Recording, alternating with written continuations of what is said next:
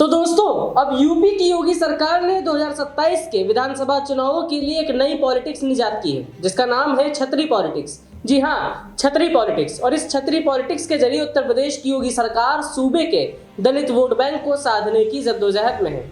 और इस vote bank के लिए सरकार करोड़ों रुपए खर्चा करने की भी घोषणा कर चुकी है, जिसे सरकार ने स्मारकों के सौंदर्यीकरण का नाम दिया है। लेकिन असल में इसके पीछे सरकार की मंशा जो है, उसी की चर्चा हम करेंगे आज की इस वीडियो में। नमस्कार, मेरा नाम है दीपक वर्मा और आप देख रहे हैं तरुण मित्र।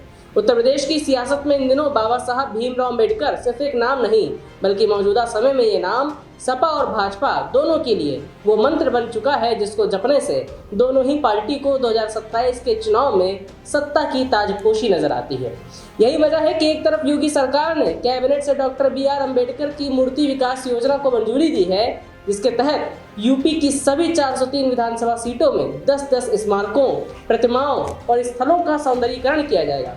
इसका कुल बजट 403 करोड़ रुपए रखा गया है, यानी हर विधानसभा के लिए लगभग 1 करोड़ रुपए। इसमें छत्र, बाउंड्री वॉल, ग्रीनरी और लाइटिंग जैसी चीजें शामिल हैं। और इसे 14 अप्रैल अम्बेडकर जयंती पर जोर शोर से आगे बढ़ाने की तैयारी की है। तो वहीं दूसरी तरफ समाजवादी पार्टी भी चुप नहीं बैठी है। अखिलेश यादव ने अम्बेडकर जयंती को सेक्टर और गांव स्तर तक ले जाने के लिए संविधान पर खतरे की चर्चा करने और PDA यानी कि पिछड़े दलित अल्पसंख्यक गठजोड़ को और धार देने की रणनीति तेज कर दी है। यानी मैदान में एक तरफ सरकार की प्रतिमा राजनीति है, तो दूसरी तरफ विपक्ष की जागरण राजनीति, और दोनों की नजर एक ही जगह है, दलित मतदाता। यानी कि उत्तर प्रदेश की राजनीति में फिलहाल एक ही मंत्र गूंज रहा है, जिसका नाम है जिसका दलित उसका उत्तर प्रदेश, या फिर जिसके अम्बेडकर उसकी सरकार। योगी सरकार का 403 करोड़ का सीधा निवेश सिर्फ पत्थर और सौंदर्यीकरण पर नहीं, बल्कि यूपी के उस 21% दलित वोट बैंक पर है, जो फिलहाल खामोश भी है और चंचल भी। क्योंकि जब 2024 के लोकसभा चुनाव में संविधान खतरे में है का नैरेटिव चला था, तो बीजेपी को समझ में आ गया था कि सिर्फ राम नाम से नैया पार नहीं होगी, अब भीम का साथ भी जरूरी है। 403 करोड़ का ये दाव उसी डैमेज कंट्रोल की पहली किश्त है। तो वहीं अखिलेश यादव जानते हैं कि 2024 में उनका PDA फार्मूला हिट रहा था। जो समाजवादी पार्टी कभी लोहिया के नाम पर सिमटी थी, वो अब लोहिया प्लस अम्बेडकर के कॉम्बो से 2027 पता करना चाहती है। बसपा ने इसे राजनीतिक नौटंकी कहा है, लेकिन हकीकत ये है कि अखिलेश अब मायावती के कोर वोट बैंक में सीधी सेंधमारी कर रहे हैं।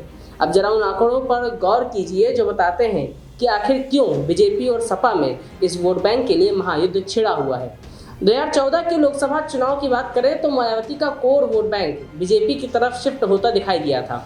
बीजेपी को करीब 45% दलित वोट मिले थे। 2019 में भी बसपा और कमजोर होती गई, जबकि भाजपा ने अपना दबदबा बनाए रखा। फिर आता है 2022 का विधानसभा चुनाव, जिसमें बसपा एक सीट पर सिमट गई, जबकि गैर जाटव दलित वोट बीजेपी के साथ रहा। उधर सपा का भी ग्राफ बढ़ता नजर आया। लेकिन जब साल 2024 में इंडिया गठबंधन ने संविधान बचाओ का नैरेटिव गढ़ा और सपा का PDA फार्मूला चला, तो बीजेपी को बड़ा झटका लगा। बसपा का वोट शेयर तो घटा, लेकिन सपा के वोट बैंक की लिस्ट में मुस्लिम और यादव के साथ दलित भी जुड़ गया।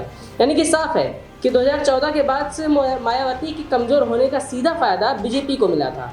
गैर जाटव पूरी तरह भगवा रंग में रंग गए थे, लेकिन 2024 के लोकसभा चुनाव में खेल पलट गया। 2024 में उत्तर प्रदेश की 17 सुरक्षित सीटों में से बीजेपी सिर्फ 8 सीट जीत पाई थी, जबकि सपा कांग्रेस गठबंधन ने 9 सीटों पर कब्जा किया था।